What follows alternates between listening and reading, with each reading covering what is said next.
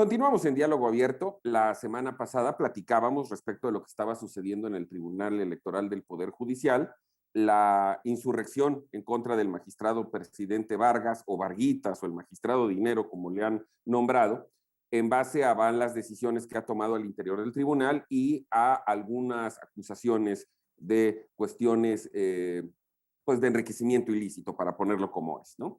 Esto deriva que 5 de los 7 magistrados le den literalmente un golpe de Estado y nombren a Reyes Mondragón en su lugar.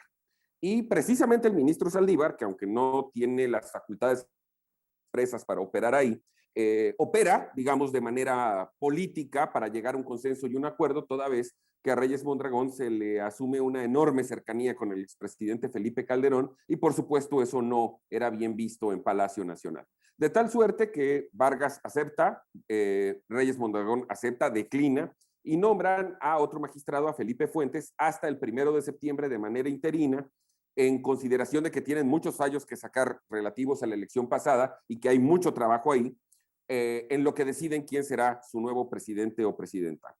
Como colofón, porque esto ya lo habíamos comentado, yo creo que deja muy mal parada la institución. Aquí lo que se ve son ambiciones personales, acusaciones de todo tipo en contra de todos los magistrados, de uso de recursos del tribunal para cuestiones personales. Y pues lamentablemente lo que sí nos deja es una idea de que ahí las cosas están muy descompuestas, por no decir podridas. Y creo que por primera vez en no sé cuánto tiempo le voy a dar la razón al presidente de la República. Ahí valdría la pena hacer una limpia de cero y darle la vuelta a la hoja. Felipe, empiezo contigo. Sí, Memo, fíjate que en el caso del Tribunal Electoral lo que hemos visto son escándalos. No hay de los 7 magistrados ninguno que salga a arrojar la primera piedra. Se arrojaron todo lo que tuvieron a la mano, pero digamos, en esta noción de quien esté libre de pecado que arroje la primera piedra, ninguno. También lo que vimos en parte fue que las lealtades no necesariamente le funcionan. Lealtades por conveniencia, no por convencimiento. En el caso del anterior presidente había manifestado lealtades más bien por conveniencia para no ser investigado y para una serie de cosas, pero no le funcionó. Y en lo que vemos ahora es que, y concuerdo contigo, Memo, el presidente tiene razón en términos de lo que está sucediendo en el Poder Judicial, de señalar que hay una serie de actos inmorales, corruptos y demás. Los magistrados están reafirmando esa posición y eso no solamente en el Tribunal Electoral, también se ve en el Supremo Tribunal de Justicia de la Nación. Entonces, tenemos un Poder Judicial que en su momento tuvo un gran prestigio. Recordemos la reforma de Zedillo cuando da un golpe a la mesa y cambia a los ministros y entran varios de los que salieron, bueno, que se jubilaron hace poco y hay 2 o 3 que todavía quedan, entre ellas Olga Sánchez Cordero. A mí me da la atención que en estas crisis, tanto del Tribunal Electoral como de la Suprema Corte que se dio con el tema Saldívar, no aparezca la ministra, secretaria de Gobernación. O sea, por más tendría que estar apareciendo dando una opinión al respecto, pero no, ni siquiera eso. Y me preocupa particularmente la percepción que hay sobre el tema judicial en la opinión pública. Un tema de corrupción, un tema de nepotismo, un tema de abusos, y también le da toda la razón al presidente para decir, miren, lo están haciendo mal y pueden actuar en contra de nosotros. Totalmente de acuerdo. Pepe. Fíjate que me recuerda el componente político de la justicia que hay en estos sistemas como el nuestro, pero también en los Estados Unidos. ¿Y por qué hablo de este componente político? Porque finalmente los ministros de las Supremas Cortes o de los tribunales electorales en este caso son electos como cuotas de los partidos políticos y por lo tanto obedecen a intereses de partidos, a intereses de grupos en su llegada a ser ministros. Y cuando se le nombra a uno o se le nombra a otro, lo que sucede es que siempre habrá un grupo perdedor y siempre habrá quien conspire en contra del que está ejerciendo la presidencia. Y eso es lo que está ocurriendo en este caso. Por eso la inestabilidad, independientemente, por supuesto, de que el ministro Vargas pues tiene una investigación por 30 millones de pesos que no puede explicar de dónde lo sacó y que pues fue totalmente funcional durante un tiempo a las decisiones y a los encargos del presidente. Por ejemplo, el negarle el registro a México Libre y confirmárselo prácticamente con los mismos argumentos, pero con un criterio diferente a Fuerza por México y a los otros partidos que eran aliados a la Cuarta Transformación. Entonces, me parece que este asunto tiene su origen en la forma en la que se designan a los ministros del Tribunal Electoral y de la Suprema Corte, este componente político que nunca podrá quitarse cuando se evalúe la función y la autoridad de cada uno de estos ministros. Y eso es lo que lleva a los conflictos. ¿Se puede hacer de algún otro modo? La verdad es que no encuentro de cuál, porque finalmente tendrán que ser las cámaras, el Senado en este caso, quien nombre a los ministros. Pero esta es una debilidad que tiene nuestro sistema.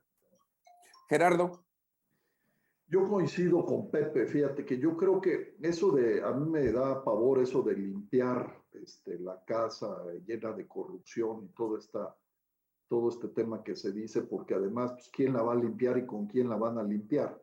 ¿No? Desde ahí ya me aterra la idea, ¿no? Porque puede ser peor el remedio que la enfermedad, como dicen. Número uno. Número dos, yo creo que aquí lo más importante y lo que no hay que perder de vista es la independencia del Poder Judicial y del Tribunal Electoral. Ese es fundamental. Y tercero, lo que dice Pepe, yo creo que lo que es perfectible, porque todo es perfectible, es el método de elección que pueda ser más transparente y que los criterios cambien y, como dicen, no sea una cuota partidista, sino realmente los que tengan mayor mérito y hayan hecho una carrera exitosa y transparente en el Poder Judicial. Eso es lo que yo creo que hacia ahí es donde deberíamos de ir y no entrar en una dinámica de decir todo está mal, todo es corrupción, etcétera, etcétera, ¿no? Hay que acordarnos que a lo que se le acusó al expresidente del tribunal fueron cosas muy graves, el haber perdido la independencia y la autonomía del tribunal, el tema de corrupción por los 36 millones, de presunta corrupción por los 36 millones, y el tema de arbitrariedad de las decisiones que tomaba, totalmente arbitrarias y sin consenso. Entonces, esas son las cosas que se tienen que son perfectibles, que se pueden mejorar, pero yo creo que lapidar o ponerlo pues como tiro al blanco al Poder Judicial y al Tribunal Electoral es un gravísimo error. Deberíamos de trabajar sobre cómo fortalecerlo, no cómo debilitarlo. Sí, digo, finalmente con las expresiones del presidente, que insisto, en este caso, pues hay que concederle algo de razón porque sí están pasando todas estas circunstancias, lo que se queda en la impresión de la gente es eso, que estas instituciones no sirven, que no funcionan y que están plegadas a las decisiones del poder. Y un ejemplo muy claro es la definición de la elección a gobernador en Nuevo León, que ha estado entre dimes y diretes por el tema del gasto de campaña, pero que también da una impresión que en este momento el gobernador electo Samuel García pues ya tiene una muy buena relación con el presidente de la República, ya hablan hasta de proyectos conjuntos, ya se reunieron y entonces parecería que ahora se le va a dar carpetazo, pues hay que decirlo, a contentillo. Una conclusión de 30 segundos cada uno. Empiezo contigo, Gerardo. Pues yo me quedaría con lo que terminé. Yo creo que independientemente hay que fortalecer a nuestro sistema, no debilitarlo.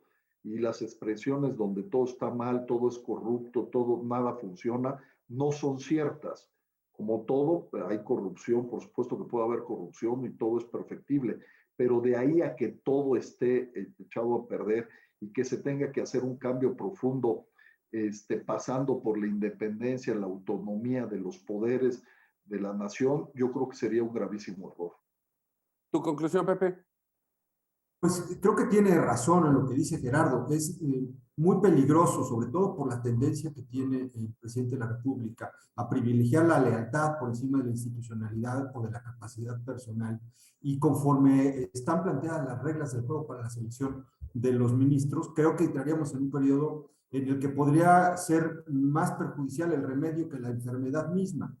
En todo caso, quizá lo que tendríamos que apostar en los mexicanos es a darle un voto de confianza a la institucionalidad tal cual como está, que se haga la elección de un nuevo ministro presidente, que acaben en su periodo los que ya fueron electos y en el tiempo que queda de esta legislatura se haga una reforma legal para que se transparenten los procedimientos, con lo que ya apuntaba Gerardo, que se privilegie la capacidad, que se privilegie la trayectoria, que se privilegie la honestidad de aquellos que aspiran a ser ministros, y entonces sí poder hacer esta limpia en la que coincidimos, no solamente en el Tribunal Electoral, sino en muchas otras instituciones se tendría que hacer en este país.